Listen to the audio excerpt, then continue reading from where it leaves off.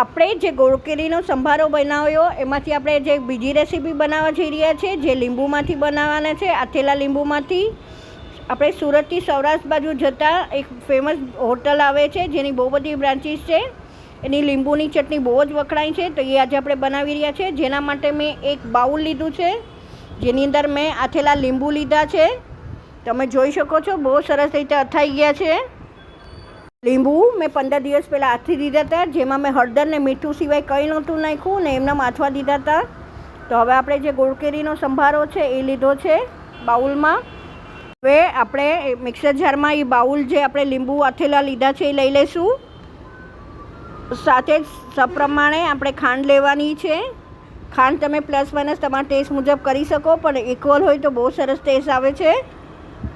તો આપણે ક્રશ કરી લીધું છે, તમે જોઈ શકો એકદમ સરસ મેલ્ટ થઈ ગયું છે બધું. હવે આપણે આમાં 1/4 કપ ગોળ કેરીનો સંભારો એડ કરવાનો છે.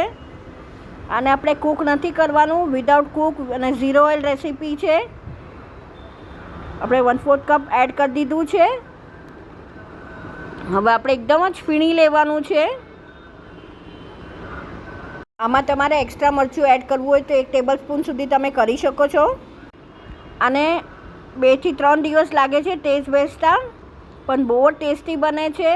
હજી ખાંડ ઓગળશે અને પાણી થશે એટલે એકદમ લચકા પડતું અથાણું બને છે. અને આમાં જે મેં સંભારો એડ કર્યો છે ગોળ કેરીનો, એ ગોળ કેરીનું જે અથાણું બનાવ્યું છે એમાં ઓલરેડી મેં આનો સંભારો તો શેર કરી દીધો છે.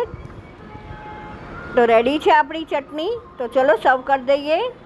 તો સર્વ થઈને રેડી છે આપણી લીંબુની ચટણી ગોળ કેરીના ફ્લેવરવાળી. આઈ વિશ તમને આ રેસીપી જરૂરથી ગમશે. જો ગમે તો લાઇક શેર અને સબસ્ક્રાઈબ કરવા નહીં ભૂલતા. ચટણીને પણ તમે 1 વર્ષ સુધી સ્ટોર કરી શકો છો.